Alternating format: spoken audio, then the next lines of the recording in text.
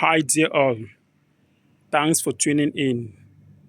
I'm working on this MTU generator, so I decided to use this opportunity to share one sensitive topic, which is why should diesel fuel stay cool? So that is one of the reasons today we are going to be talking, and I'm going to be explaining to you guys how the fuel circulate into the system. And it is very important to note that as a heavy equipment or heavy duty generator, the temperature rises sometimes from 50 degree to about 70 degree for most of the Caterpillar and MTU heavy equipment engines like this one, because this is a robust 16-cylinder engine.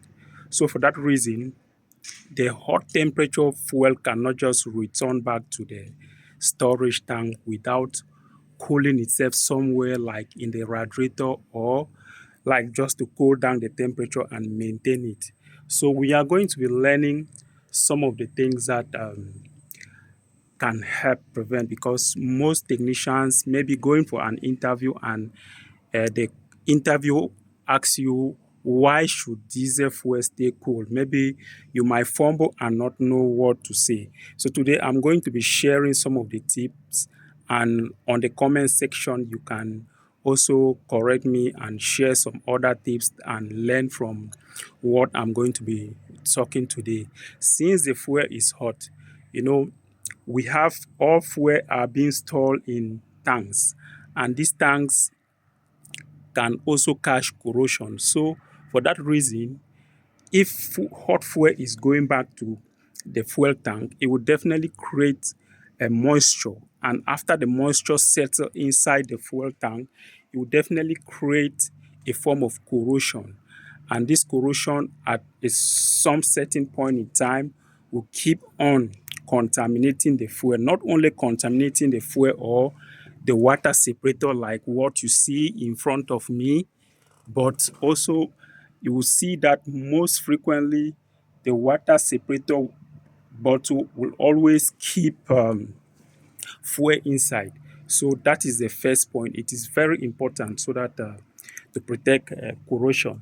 Then second, it also helps to protect the pump and injection like the common rail system and the seal from friction, because once this fuel is too hot, it will definitely create friction, because it will lose its viscosity, and all the oil that's supposed to be in the diesel will definitely uh, uh, uh, lose its viscosity because of too much of heat. That's the reason it is very important for the fuel to go back to the radiator, get itself cool, then before going back to the tank, then before returning back to the feed line.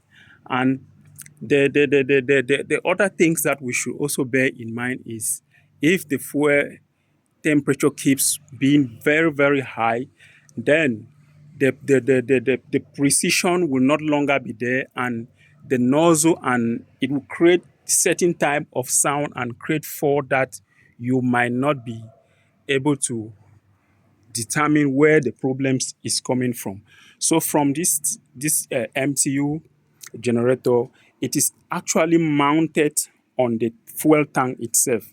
So as you can see, this is the feed. We have the feed line to the generator, and we also have a fire shutdown valve to shut down the system should in case this generator caught fire. And this is the line connecting right over to here, and this is a small SS wire taking right up to the roof and bringing there so that someone can manually press in case of emergency. Then it will come right over to the water separator. After coming to the water separator, get itself a filter and make sure all water, like this filter will take a 1 micron a filtration system, which will be able to cut to deal away with all water. And as you can see, it will return back and go to the main fuel filter After from the filter, it goes to the injector pumps. After injector pump, it go to the injectors, and after the return line, it come back through the same filter again, then recirculate itself back to the radiator, and from the radiator, the fuel is definitely going to get cooled by air that is being generated from the massive and robust heavy duty fan that you can see from inside. And after returning from there, you see this arrow directing back the fuel return to the tank, and we have a gauge here. It is quite interesting to know that this fuel gauge and this tank is taking about 25,000 liters, because you can see the hose size is 3/4. So the 3/4 feed and return line will definitely require much fuel to consume. So 1,000, 2,000 liter will not be sufficient to match the fuel on this thing. So that was just all about this. And as you can see on this heavy MTU engine, Rush Roy, it is taking double kickstarter. So one kickstarter from the right side and another kickstarter on the left side. And it is taking a total of 5 oil filters and also about 6 fuel filter and 2 water separator.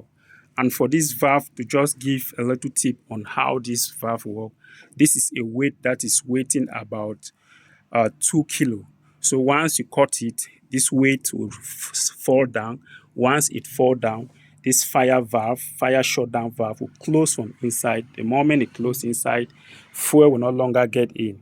But however, I'll still one day drill you guys on how the fire valve works, because the right way is it should have it for the fit and also for the return as well. Because if should in case of fire and you shut down the fire, the feed line, and the return line is still there, so you'll still discover that fuel might be circulating.